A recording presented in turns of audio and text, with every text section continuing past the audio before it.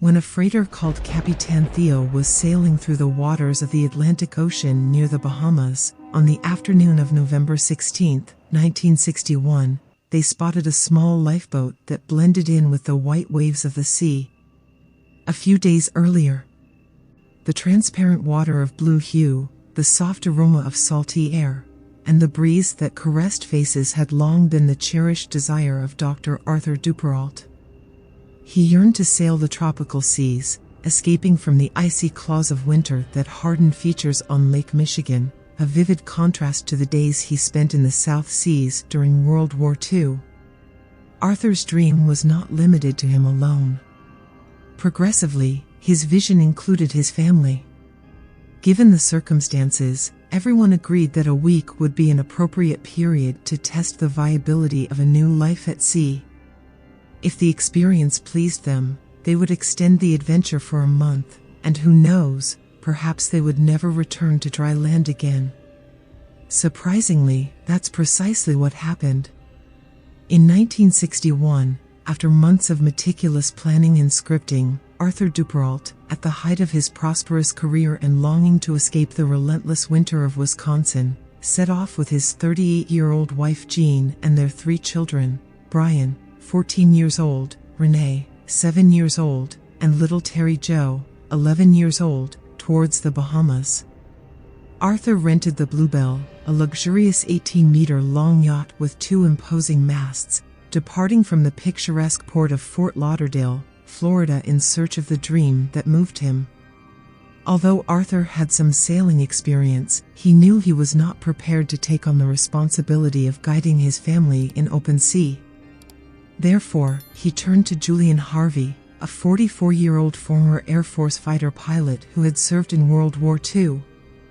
Accompanying Julian was his 5th wife Mary Dean, 34 years old, who would play role of family cook during trip. On gray morning of November 8, 1961, Duperrault family boarded charming Bluebelle.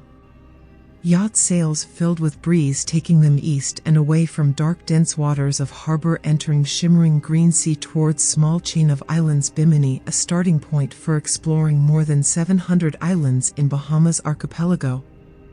Over next 4 days, Julian Harvey led family according to itinerary planned by Duperrault, taking them to village southwest of Great Abaco Island in Sandy Point. Family enjoyed charms of white and pink sand beaches, diving into reefs and practicing water sports. Terry Jo Duperrault didn't waste a minute of her time. She and Brian enjoyed snorkeling, spearfishing, and explored uninhabited islands. Wherever they went, Duperraults made friends with locals who not only cooked for them but also gifted family with souvenirs that would last as long as memories of those unforgettable journeys. On a sunny Sunday, November 12, 1961, Arthur left the Bluebelle to fill out the exit paperwork from the Bahamas at Commissioner Roderick Pinder's office, promising they would return before Christmas. That same night, when they set off back to the United States, Mary Dean prepared a chicken cacciatore and salad dinner for the family. They were radiant with happiness. The original plan for the trip was to avoid sailing at night so that everyone could rest, especially the pilot. However, on that specific night, Julian Harvey decided he would stay at the helm until dawn. The family loved the idea of seeing the sun rise on the golden horizon, so they decided to keep Julian company. Terry Jo, however, was exhausted and decided to retire at 9 p.m. in the cabin she shared with her younger sister, Renee. Around 11 p.m., Terry was abruptly awakened by terrifying screams. Her sister was no longer in the room. When she realized that the screams were from her brother Brian, "Help, Daddy! Help!" Terry was paralyzed with fear in bed. It took about 5 minutes until she could move again, enough time for the strange noises to be replaced by a frightening silence. Upon opening the door and reaching the kitchen, she came across her mother lying on the floor, immersed in a thick pool of her own blood. Upon reaching the main cabin, the scene was even more shocking. Her father and brother had been stabbed several times. In shock, Terry climbed the stairs and saw another pool of blood and a knife fallen through the hatch. Julian saw her and yelled for her to go back to her room. She obeyed. A few minutes later, the pilot appeared at her cabin door holding a rifle and stared at her for a few seconds. She was sure she would be killed at that moment, but he simply closed the door and walked away without saying a word. Soon after, water smelling of oil began to flood the bedroom floor. It was then that she realized that Bluebelle was sinking. It took a while for her to move because of shock. But when the water reached mattress level, Terry gathered strength to crawl through the water and climb back up the stairs to deck. She asked Julian, who was trying to release a lifeboat, if the boat was sinking, and he responded with a curt yes. The captain finally managed to release the small boat, jumped into it, and moved away from the sinking yacht.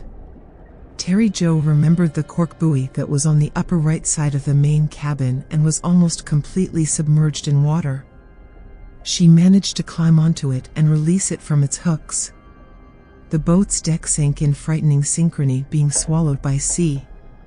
Terry made an effort to get away from ship, but one of ropes got stuck and she was pulled underwater as Bluebelle sank. Finally, she managed to release rope and climb back onto buoy.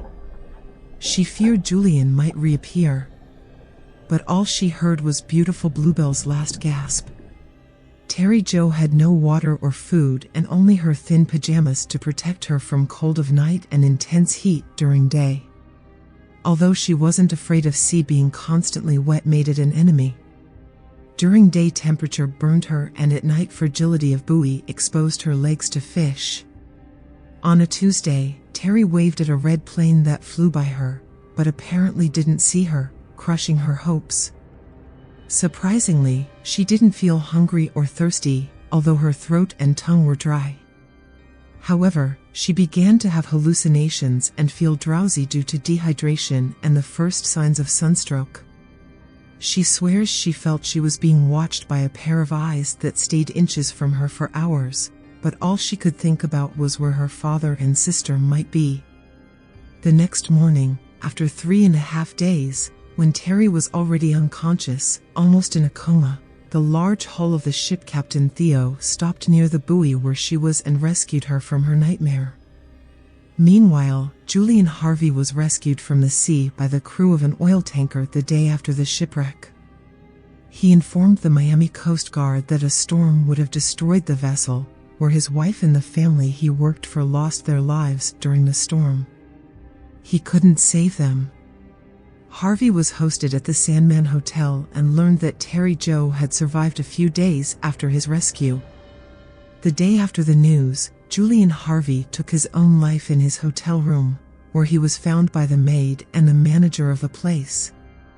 Immediately, questions invaded police. How did a man who had survived a shipwreck in middle of sea end up taking his own life for no apparent reason? Julian Harvey's story didn't align with Terry Jo's, and when investigators delved into Captain's life, they discovered he had been involved in many suspicious incidents in past. Julian was driver in car accident where his second wife and mother died. Somehow Julian managed to get out of vehicle before it fell from bridge into river, coming out unscathed. He was also involved in 2 other suspicious boat wreck incidents. Investigators discovered that Julian had received large insurance payments after each mysterious accident. Investigators suspected that Julian had killed his wife Mary Dane, hoping to receive her life insurance of about $20,000. When Arthur, Terry Jo's father, caught him red-handed, it triggered his rage. Julian killed entire family in an effort to avoid getting caught. But he left girl on boat while he hurried to escape, believing she would sink. Julian made his big mistake by underestimating strength and courage of little Terry Jo, who not only survived a terrible tragedy but also exposed him as cruel killer he was. But this story, besides unraveling a horrendous crime that almost got buried at bottom of ocean, prompted an important change in world of navigation. From tragedy with Terry, it began to implement rule that life jackets on boats should be orange color. Difficulty in finding her at sea was due among other factors to fact that float she was on was white and blended with sea foam. Terry managed to resume her life and start a family in Wisconsin, and even after all this she dedicated part of her life to mission of protecting natural bodies of water across United States. Thanks for watching, and if you're passionate about supernatural stories, please hit the like button and subscribe to the channel.